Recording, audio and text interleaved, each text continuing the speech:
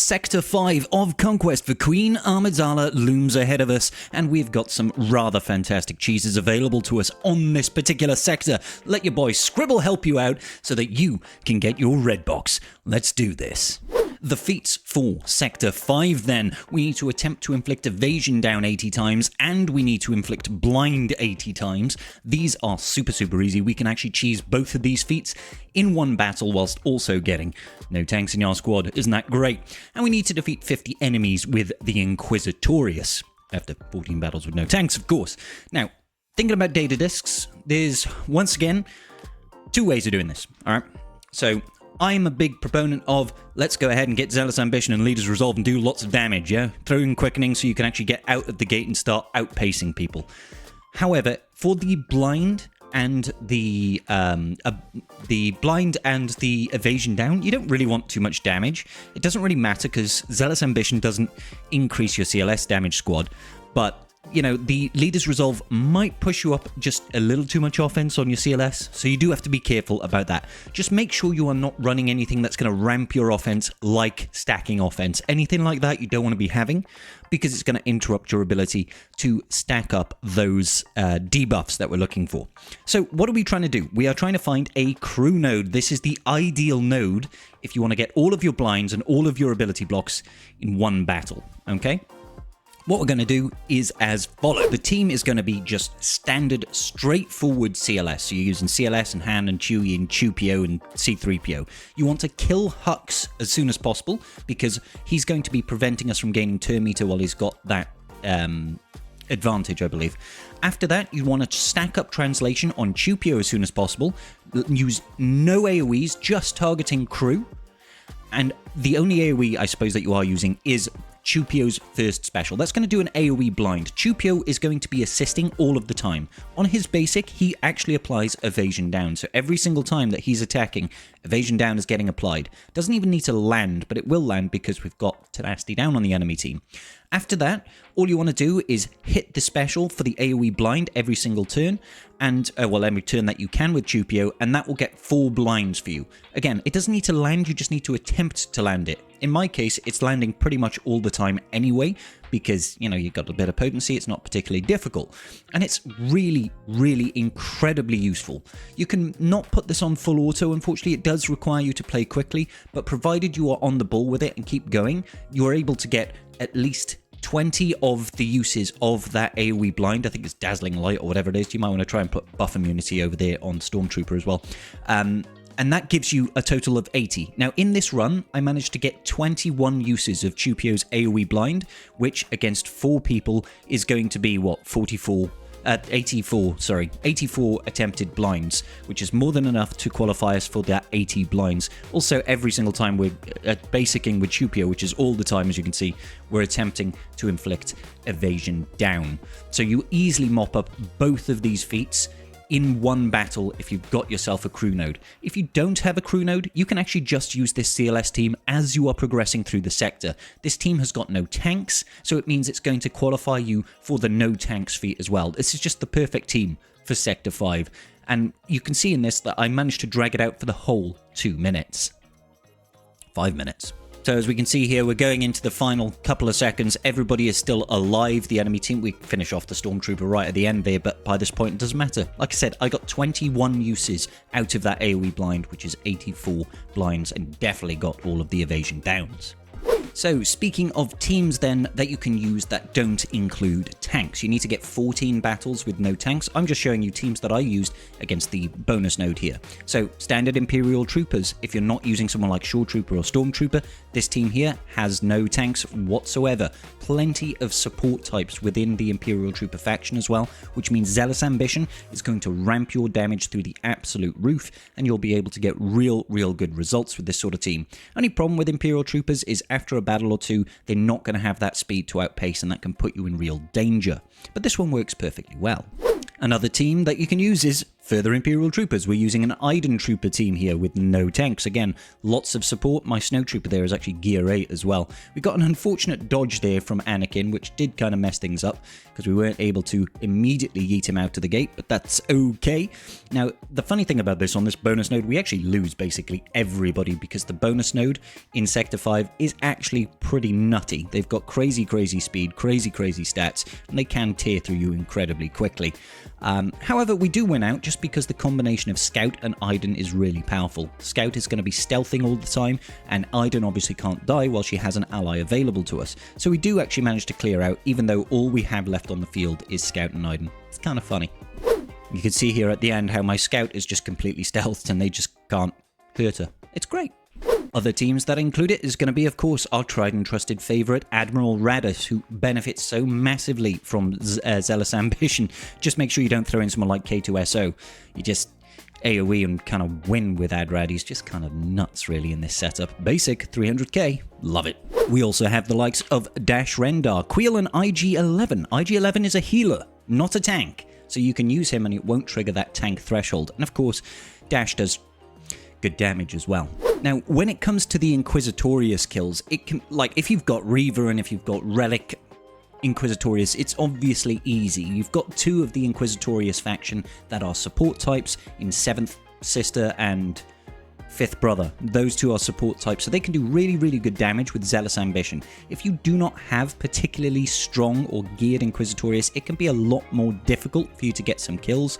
I would recommend, if at all possible, find yourself a Mon Mothma node and farming off a Xaereth Rebel Pathfinder. I unfortunately do not have one in this sector to properly show you, and of course my Inquisitorius are all high relics, so it's hard for me to accurately reflect how to use low gear Inquisitors, but finding things that have got revives or multiple lives is obviously a very useful way of getting it done.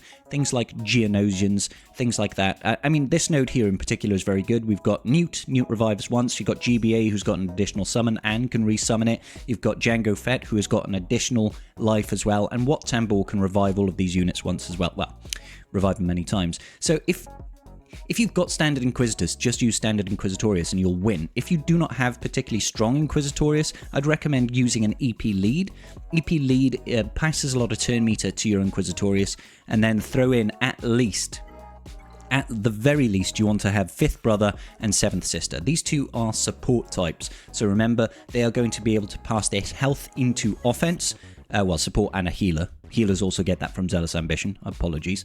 And then you want to throw in some sort of tank so that you can survive. I would say someone like Malak, but you can't use Malak and tank tech from Wat Tambor. If you've got Voluntary Vanguard, you can use that with Malak and hopefully tank things out quite well. Failing that, you can do something like Sith Empire Trooper and Wat Tambor. Using something like this to try and farm some kills, just make sure you're not placing the weapons tech on any of your units, because that's going to permanently kill units, and that's not an ideal scenario to find yourself in. We're going to go ahead and place that tank tech over here. They're going to take some turns. We're just going to immediately get out the gate. Now, again, my Inquisitorius are actually geared, so it makes it a little bit harder to properly reflect how you could do this. I'm going to do an AoE here, and 7th Sister is going to assist, doing crazy levels of damage. Then you want to leave GBA alive in this instance, because he can get a revive. I'm going to see if we can actually get a stun here. That's perfect. And we're going to go in on Newt Gunray so that we can kill him once, but make sure you don't kill him with anybody apart from your Inquisitorius. That's what we're looking for. Keep the health pack or something on 7th Sister, for example, and we'll use 5th Brother here to get a kill. Newt will stealth and revive. Next up, we can actually focus all of our damage on the damage immune Jango Fett. Do not kill this GBA, because that GBA is going to be able to summon in an additional unit. Do not kill Wat Tambor. Theoretically, what you could do is now kill a unit.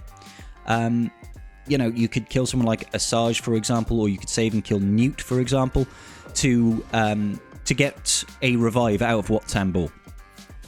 Oh, I didn't mean to do quite that much damage. I'd actually recommend not getting rid of the extortion. It's going to slow down your enemy team. Slow down your team is actually a good thing in this particular instance, because it means that they're going to be taking more turns, which means they'll be able to loop around to more revives and things like that, right? So again, there's the extra summoned unit. Whenever you get the chance, you want to be attacking the summoned unit. Like that. Gosh, that's so much damage. Again, I'm not going to cleanse that extortion. Going to focus the damage over here on Django. There's a revive. They've got a Sarge back. Now, obviously, this isn't an ideal setup. An ideal setup will be against Mon Mothma and Xaereth Rebel Pathfinder, because that will be able to give us like constant recurring sources of reviving units, whereas this is definitely a limited revive here. I'm just going to heal up Sith Empire Trooper right now. Try and keep him in the game. Let's see. Yep. Again, you could probably farm a couple of extra kills out of something like this, just because of the constant revives, so long as you time it out correctly. Time it out correctly. Try not to deal any death blows with anybody apart from the Inquisitorius. I'm obviously not going to use Palpatine's ability there to kill, because I want to try and save that. We're probably going to lose Sith Empire Trooper. Yeah, let's go ahead and strip away that taunt and kill the summoned unit. Great. Let's see. Yep, let's go over here. There we go, we killed her again. And we could probably finish off Django Fett as well, and hopefully GBA will get round to another revive pretty sharpish as well. See if we can get a stun across the board. Not quite across the board. You don't want Django getting a... Well, actually, if Django does get a kill, he will get his Bounty Hunter's Resolve back, which could be quite useful. Alright, so we've lost what? They've got their summoned unit out again. That's lovely. You could also try and place something like Booming Voice on Palpatine so that he can summon. We've got 2 kills there. That's quite nice. Again, I'm not going to kill the GBA if I can help it. Let's just go ahead and do a bit of cackling. Let's just delay, hold it out with a bit of healing over here. Hopefully we can get Wat Tambor to do a revive. Oof, that GBA just survived. There's an extra revive coming out of him. Fantastic. Now I'll focus the damage on Wat Tambor again, because maybe we'll get lucky and get an extra summon out of the GBA. And that's kind of it, guys. This is a way of just trying to drag out a battle to try and get a couple more kills here and there. You can't drag it out eternally, but you'll get a couple more kills than you would organically, and I'm just trying to figure out something that might help some people that don't have maximally geared out Inquisitorius. Okay, so that's the sector feats done. Let's take a look now at the boss nodes. So the mid-sector boss, we need to win with Darth Bane surviving, and we need to win without using any Jedi, Sith, or unaligned Force users. Now, if you've got Darth Bane, it's going to be very, very easy, because it's Darth Bane. He's powerful. In this instance, I just took Darth Bane in with Sith Assassin to enable Rule of 2. You don't have to do this. Throw him in with the GL if you want. I'm sure it'll be absolutely fine. And I just hit auto. Granted, mine is Relic 8, but if you don't have any Relic levels on your Bane, but you do have him unlocked, you could throw him in with the team that we're going to use after this, just to try and qualify for the 3 stars. There we go, he just does his big AoE. He's Bane, man, he's just insanely good. It's probably harder to get Darth Bane to actually die in this instance than actually have him win. 200k there on a basic, that's just insane. Go on, Darth Bane. Zoop. Love it. Alright, so win without using any Jedi, Sith, or unaligned Force users. This is actually really easy. Now, obviously, you can use someone like Adrad, you can use someone like Jabba the Hutt, you can use someone like Dash Rendar. In this instance, I'm showing how you can use Salty. I'm just using support or healer leaderships with AoEs and lots of health. All of these characters here are also no tanks, so it'll count for the no tank feat. Just an AoE out of Salty, and basically everybody dies in one hit. You know, Chopper is a support type, BB-8 is a support type, so, you know, they're going to do stupid levels of damage. It's a good way of getting stuff done. And then we get to do the Fated Boss Node, where we actually get to see Queen Amidala, and it looks like Captain Panaka, who's not Captain Panaka, in this team. Now, she's incredibly tanky, really, really survivable. The feats that we need to get done here are a little bit tricky as well. We need to win with Bo-Katan Mandalore. If you're going with Bo-Katan lead in a full light side Mando Bo-Katan team, you will probably just time out. And we need to win without using a Galactic Legend. The good thing about it is you can do both of these feats in one battle, thankfully. It's not too bad, you just need the right approach. I'm going to give you 2 options here. One that is available to pretty much everybody that has got strong Jedi, and the other is for those of you that have built up really good Zealous Ambition data disk setups. Okay, let's roll it. So first one, this is for people that are running a Jedi squad. You're going with the Jedi Knight Luke leadership. I'm taking in GMY, Revan, Gas, and Bo-Katan there. If you don't have Bo-Katan, swap it with another Jedi. If you've got Jedi Knight Cal, even better. Use the event special ability here, we'll get the stun out, and all you have to do, mark Queen Amidala. That's it. Just mark Queen Amidala. Go to absolute town on her and destroy her as quickly as possible. As soon as she's gone, the team is far less scary. We've got Gas here because he's going to be reducing her max health all the time and increasing her cooldowns and all that sort of business, which is quite useful. Anything that Bo-Katan does here is, yeah, it's nice and stuff like that, but she's kind of a placeholder. You can use with or without her and it'll be absolutely fine. So just spreading some buffs here. We should be able to defeat Queen Amidala before she takes a turn. Wonderful. Don't forget, Grandmaster Yoda is a support type, so he does increase damage thanks to Zealous Ambition. And Luke over here is slowing down the enemy team so that they barely take a turn. It's rather nice. And there we have it, guys. You've pretty much got it sorted at this point. With Queen Amidala gone and an additional unit gone as well, it becomes very, very manageable. I found this to be like the most reliable way of getting rid of her. Like I said, if you've got Jedi Knight Cal Kestis, you can also use an insta-kill on her. But definitely Jedi Knight Luke lead to slow down the enemy team. You need Revan in there. There might be a little bit of RNG around, do they kill Revan first? If they do, it's a little bit rubbish, but you could probably throw in a pre-taunting tank to try and solve that issue as well. There we go, some nice AoEs. We just got 2 Naboo security guards left over. Well, we just got 1 Naboo security guard left over. And yeah, we'll be cleaning up house here very, very shortly. Another direct focus there out of Revan. Sees it off right at the end. Bo-Katan for the win. Good times, good times. So, that's all very well and good. But if you've got like a really powerful data disk setup, lots of Zealous Ambition, lots of Vitality and Leader's Resolve and stuff like that, we can do some fun scoundrel stuff too. So I go in with as many support AoE types as I can. I've got Dash with Cat. Cat is just boosting stats. We've got Queel, we've got Sortie and Adrad. All of them together. I'm thinking, let's just get a boatload of AoE damage out. AoE from Dash, brap, kills a lot of people. Will turn me to swap with Cat because, you know, she can pass over to Dash Rendar at the very least, and he's still doing a boatload of damage. Handmaiden goes. Unfortunately, Padme gets some damage immunity. It's annoying, but it's not the end of the world because everybody else is just kind of dead, truth be told. Then we finally get a turn now with Sortie. Sortie does a nice AoE. Boop. Look at the survivability on Queen Amidala. She's just so tanky.